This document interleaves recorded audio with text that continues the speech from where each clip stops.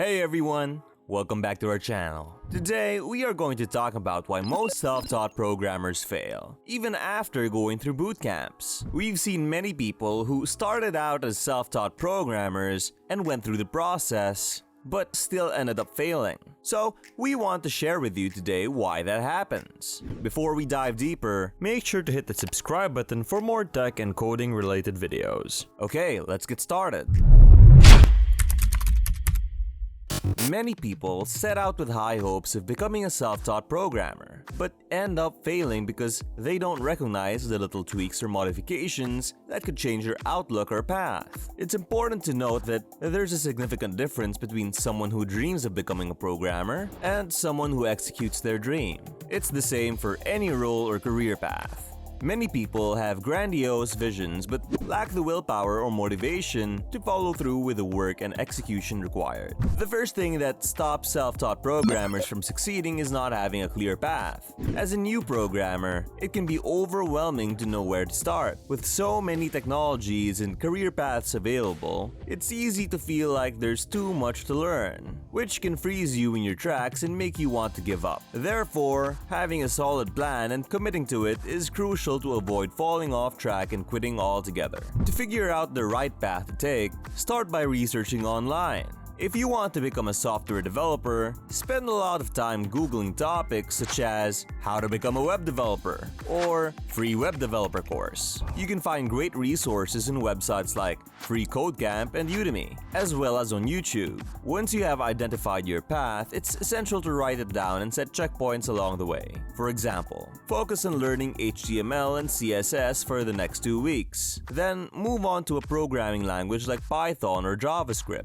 Remember, having a plan and sticking to it is crucial to succeeding as a self-taught programmer. Don't let the overwhelming amount of information discourage you from achieving your goals. Second is to plan how long you'll spend on each technology. This is a great way to have the big picture of what you will learn and give yourself a time frame. Keep in mind that everyone learns at different speeds, so there's no exact number of weeks per section. For example, if you set a month to learn vanilla JavaScript and still end up feeling overwhelmed after that, take a step back and continue learning the basics before moving on. Don't beat yourself up if you need more time. Third, the pressure to become a brilliant software developer in a short time can lead to dropping off. Always remember that as a software developer, you're constantly learning and growing.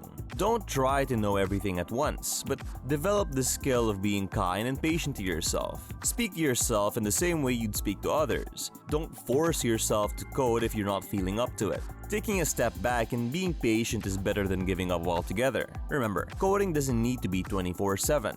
Next off, the fourth reason why most self-taught developers fail is because of not having a mentor. Many people wonder how they can find a mentor, but it's actually pretty simple. You can reach out to someone you admire through social media or other means and ask to meet them for a 10-minute coffee. But keep in mind that a mentorship doesn't happen overnight. It takes time and effort to build a relationship organically. Your mentor also needs to feel that they are providing value and that you are absorbing what they are sharing with you. It's a two-way street, and if you're not willing to put in the effort, then there's no point in having a mentor. The fifth reason is not having a solid portfolio. Now, let's also discuss building projects as a self-taught developer. It's important to be realistic about your skills and the amount of time you have available. You don't need to build the next Facebook or YouTube. Focus on projects that reflect your skill and are achievable with the time you have.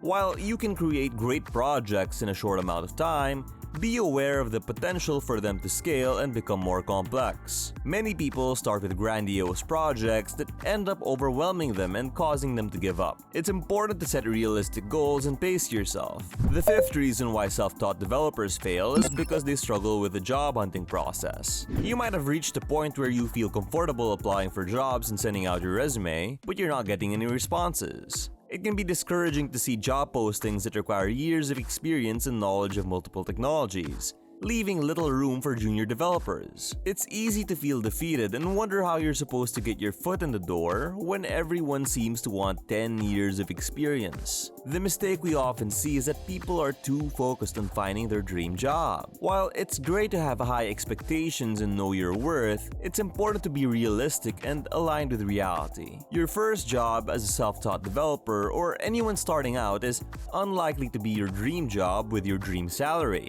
That's okay. Your first job is an opportunity to learn and gain valuable experience. There will be takeaways from this experience that will serve you well in the future. But of course, make sure you're getting paid industry standard and what you're worth, and that you're happy where you work. But it doesn't have to be your dream job. Failing to get your dream job isn't really failing. It's just one step closer to achieving your goals. Some people have a big ego and think they need to land a massive job, but every experience and job is a stepping stone to the next one. So let go of your ego and keep moving forward. Once you land your first job, recruiters will start approaching you. Don't give up, especially if you're a self-taught programmer. Having a plan and sticking to it is crucial. Find a community or mentor to support you, even if it's just 1 or 2 people who believe in what you're doing. In summary, it's important to have a plan, schedule, and community to succeed in your career. Check out our video on 5 reasons why you should become a software engineer for helpful insights before pursuing this career. Thanks for watching this video. Don't forget to subscribe for more tech and coding related content. If you have any questions, please leave them in the comments below. Thanks again, and we'll see you in the next one.